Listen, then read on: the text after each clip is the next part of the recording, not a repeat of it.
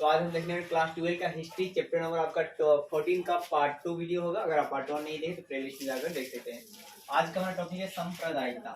सांप्रदायिकता क्या होता है? तो देखिए, सांप्रदायिकता एक ऐसी राजनीतिक होती है जिसमें क्या कहता है कि दो समुदायों के बीच नफरत पैदा किया जाता है। क्या कहता है जी? नफरत पैदा किया जाता है तो उसे सांप्रदायिकता कहा जाता है। मतलब जैसे कि हिंदू लीडर के जो नेता होते हैं वो मुस्लिम के खिलाफ भड़काते हैं, और जो मुस्लिम के मतलब में नेता होते हैं वो हिंदी के खिलाफ भड़काते हैं। इस प्रकार जो ईसाई मतलब शिख के होते हैं नेता, वो मतलब हिंदू मुस्लिम के खिलाफ जो है भड़काते हैं। तो इस तरह की चीज आप देखेंगे। तो ये ऐसी राजनीति जो एक दूसरे के समुदायों के बीच नफरत या घृणा पैदा करती है तो उसे सांप्रदायिकता कहा जाता है। क्या सुना आपने कि ऐसी एक राजनीति जो एक दूसरे समुदायों के बीच में नफरत या क्या जी घृणा पैदा करती है तो उसे सांप्रदायिकता कहा जाता है। और ये उन्हें आपस में लड़वाती है। तो इन्हें क्या करते हैं जी? आपस में लड़वाती है। एकदम सांप्रदायिकता का छोटा सा डिफिनेशन है भाई साहब कि मतलब एक ऐसी राजनीति है, ये राजनीति है क्या जी? जिसमें दो समुदायों के बीच में क्या होता है? नफरत या घृणा पैदा किया जाता है। ठीक है। और नेता ये घृणा नफरत कौन पैदा करते हैं? नेता। कौन जी? नेताओं करते हैं। इसमें धर्म का मुख्य पहचान जो है पहचान के रूप में पेश किया जाता है, और इसमें धर्म को मेन जो है बता दिया जाता है। ठीक है कि तुम हिंदू धर्म का हो, तुम क्या मुस्लिम धर्म को, ठीक है, तो तुम्हें हिंदू धर्म को मतलब मानना चाहिए, हिंदू को नहीं मानना चाहिए। ठीक है, ऐसे भड़काऊ बयान जो है देते हैं। क्या इसमें एक आपका है क्या, इसमें एक ही पहचान को बल दिया जाता है। इसमें क्या था जी? एक ही पहचान को बल देते हैं, तुम्हारा एक ही धर्म है, ठीक है ना। और आपका है क्या कि परंतु आप हमारी पहचान जो है धर्म, जाति, वर्ग इत्यादि से होती है। लेकिन एक इंसान की पहचान धर्म से भी होता है, उसके जाति से भी होता है, उसके वर्ग से भी होता है। मतलब श्रमिक वर्ग का है कि मध्यम वर्ग का है, ठीक है, कुलीन वर्ग का है। कुलीन वर्ग मतलब बहुत ज्यादा रईसी पैसा वाला, ठीक है। मध्यम वर्ग मतलब मिडिल क्लास, श्रमिक वर्ग मतलब काम करने वाला, किसान, मजदूर, इस तरह पहचान होती है। लेकिन सांप्रदायिकता जो है, सांप्रदायिकता जो होता है वो धार्मिक समुदाय के बीच झगड़ा उत्पन्न करवाता है। सांप्रदायिकता क्या करता है जी? धार्मिक समुदायों के बीच क्या करता है? झगड़ा करवाता है। ठीक है। और यह समुदायों में एकता पैदा करता है। बोलते हैं कि मतलब समुदाय क्या करता है जी? एकता पैदा करती है। हाँ, आप मतलब सिर्फ हिंदू के पक्ष में सारे हिंदू एक हो जाओ, सारे मुस्लिम क्या जी एक हो जाओ, ठीक है, और फिर उसको मतलब लड़ाई करो। अब भाई क्या, जैसे हिंदू मतलब ये लिखा, मतलब हिंदू चाहते हैं, मतलब हिंदू एक करवाते हैं, मुस्लिम मतलब मुस्लिम बोलते हैं हम लोग सारे मुस्लिम एक जगह रहेंगे, ठीक है, ऐसे। अब ये बताइए सांप्रदायिकता का मतलब समझ गए? सांप्रदायिकता एक प्रकार की राजनीतिक पद्धति होती है जिसमें दो समुदायों के बीच में आपस में घृणा या नफरत उत्पन्न किया जाता है। सांप्रदायिकता का मूल आधार मान लिया जाता है धार्मिक, क्या जी? धर्म को मान लिया जाता है, और दो धर्म के लोगों को आपस में लड़वाया जाता है, ठीक है। और सांप्रदायिकता से क्या होती है कि इस धर्म की एकता बनी रहती है। एकता क्या था जी? बनी रहती है। अब है क्या कि एक लंबे इतिहास का अंतिम चरण। तो देखिए, इस्लाम धर्म के लोग लंबे समय से भारत में रह रहे थे। इस्लाम धर्म के जो लोग हैं वो लंबे समय से कहाँ रहे थे? भारत में रह रहे थे। और आपका है क्या जो रह रहे थे, इसने इन्हें इंडो इस्लामिक संस्कृति भी कहते थे, ठीक है। मध्य काल में इन्हें क्या था? इंडो इस्लामिक संस्कृति भी कहा जाता है। देखो, ऐसा नहीं है कि उस समय आपका है क्या लड़ाई झगड़ा नहीं होते थे हिंदू मुस्लिम में, उस समय भी होते थे, लेकिन फिर भी मतलब आपको ये लोग मिलजुल के रहते थे, ठीक है ना। इस दौर से मतलब नहीं, 1947 के जैसा नहीं हुआ था। अंतिम चरण का बंटवारा के रूप में सामने आता है। अंतिम चरण जो है किस रूप में सामने आता है? बंटवारा के रूप में क्या था जी? सामने आता है। और द्विराष्ट्र सिद्धांत, क्या जी? द्विराष्ट्र के सिद्धांत कौन देते हैं? मोहम्मद अली जिन्ना। कौन देते हैं? मोहम्मद अली जिन्ना।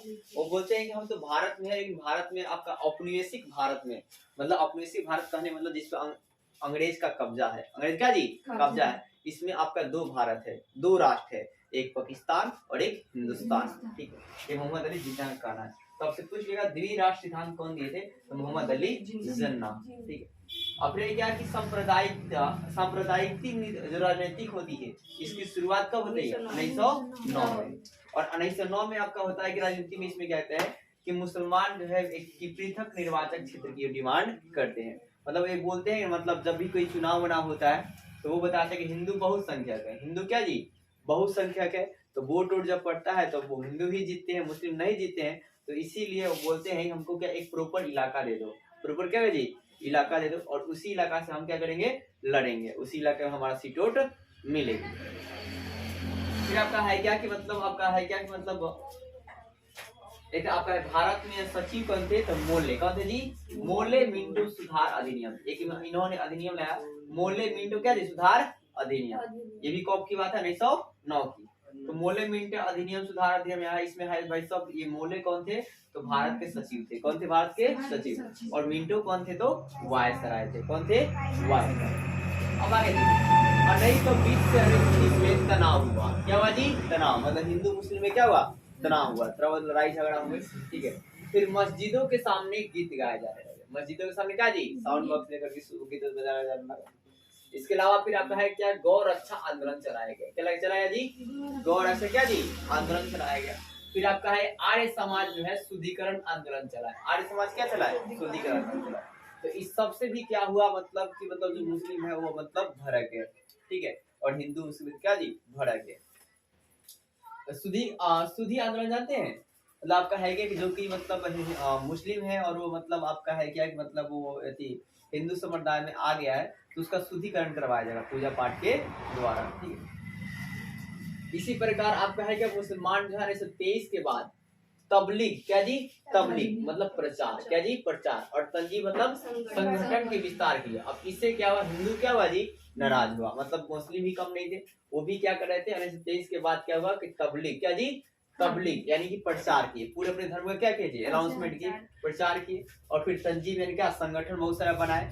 तो फिर इसके विस्तार से हिंदू भी क्या हुए, नाराज हुए, मतलब कोई किसी से कम नहीं होता था। फिर हिंदू का आपका है क्या, संगठन बना। अब फिर जब इनका संगठन बना तो हिंदू का भी क्या बना, संगठन बना, और मुस्लिम का भी संगठन बना। अब हिंदू चाहते थे मतलब मुस्लिम को मार दे, मुस्लिम चाहते थे कि हिंदू को मार दे। ठीक है, ऐसे घटनाएं जो है चलती रहती थी। लेकिन आपका है क्या कि ये उस दौर की बात है, 1947 के आज के डेट में थोड़ा बहुत ये लोग मिलजुल के रहते हैं।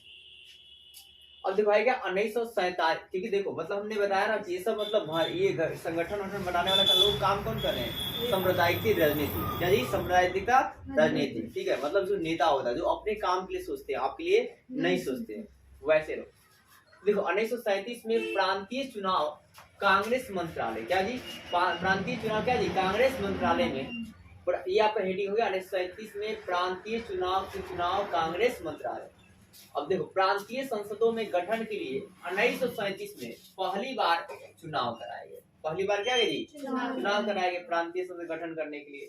अब इनमें जो मत अधिकार था केवल 10 से 12% लोगों के पास ही था, मतलब वोट देने का जो अधिकार है कितने लोगों के पास है, 10 से 12%। अब इसमें कांग्रेस में 11 में से कितने प्रांत मिले, 5 प्रांत बहुमत मिला, और ये कांग्रेस क्या होता है, जीत जाता है।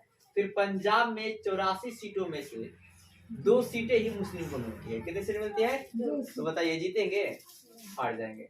फिर सिंध में भी 33 सीटों में से कितने सीट मिले जी, 3 सीटें ही मिली, तो ये भी क्या हो जाएंगे, हार जाएंगे। इस तरह आपका मुस्लिम लीग को, ठीक है, मुस्लिम लीग को 1906 में ढाका में शुरू हुआ। मुस्लिम कहाँ शुरू हुआ जी, 1906 में कहाँ शुरू हुआ, ढाका में। फिर 1940 में अलीगढ़ से, कहा जी, अलीगढ़ से, अलीगढ़ कहाँ पड़ता है, यूपी में, उत्तर प्रदेश में, पाक की मांग की गई। 1940 में क्या किया गया, अलीगढ़ से इलाके से पाक की क्या किया गया, मांग किया गया, मुझे पाक चाहिए, मतलब पाकिस्तान में हमको एक अलग देश चाहिए। आज के देश में पंजाब कह रहा है कि मुझे एक अलग देश खालिस्तान चाहिए।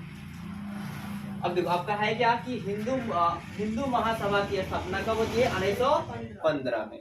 हिंदू महासभा की स्थापना कब होती है, 1915 में होती है। और इसमें आपका सिर्फ जो है हिंदू ही लोग रहते हैं, बहुत ज्यादा लोग रहते हैं। तो मुस्लिम सोचते हैं कि इसमें बहुत ज्यादा है मतलब हिंदू लोग हैं, तो हमारी इसमें क्या चलेगी। ठीक है, फिर आपका है कि लेकिन जब इसमें गांधी जी जुड़ते हैं तो बोलते हैं कि ऐसा नहीं है, अब कोई भी इसमें जुड़ सकता है। तो है कि देखो पाक का प्रस्ताव जो है कब आता है, 23 मार्च 1940 को। मुस्लिम लीग के कुछ इलाकों की मांग की जाती है, मुस्लिम लीग का जी कुछ इलाकों को मांग किया जाता है। ठीक है, मतलब ऐसा डायरेक्टली नहीं कहा जाता मुझे पाक चाहिए, कुछ इलाकों को क्या मांगा जाता है, मुझे इतना दे दो।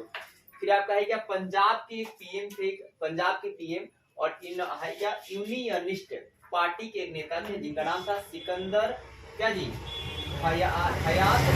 सिकंदर हयात खान। उन्होंने 1 मार्च 1941 को, 1 मार्च क्या जी 1941 को पाक की अवधारणा का विरोध किया। जो पाक का डिमांड है इसका ये क्या करते हैं, विरोध करते हैं। ठीक है, और कहते हैं कि ऐसा नहीं, मतलब मुझे मतलब पाक ही चाहिए, मतलब मेरे को एक एरिया प्रॉपर जो है चाहिए बस। फिर कुछ लोगों का मानना है कि पाक का मांग उर्दू कवि मोहम्मद इकबाल से शुरू हुआ है। कुछ लोग का मानना क्या है कि उर्दू कवि मोहम्मद इकबाल से पाक की मांग क्या हुई है, शुरू हुई है। इन्होंने अपने जो भजनों के द्वारा से किया था। 1946 में प्रत्यक्ष कार्रवाई के दिवस मनाने का जो है ऐलान किया था। 1946 में क्या जी, प्रत्यक्ष कार्रवाई दिवस मनाने का ऐलान किया था। और अंग्रेज जो आपका है भारत छोड़कर जब जाने लगते हैं, ये कब जाने लगते हैं, 1947 के बाद जो है जाने लगते हैं। मार्च 1947 के बाद जो है जाने लगते हैं। तो कल का और क्लास देखेंगे, उसके बाद ये चैप्टर कंप्लीट हो जाएगा हमारा।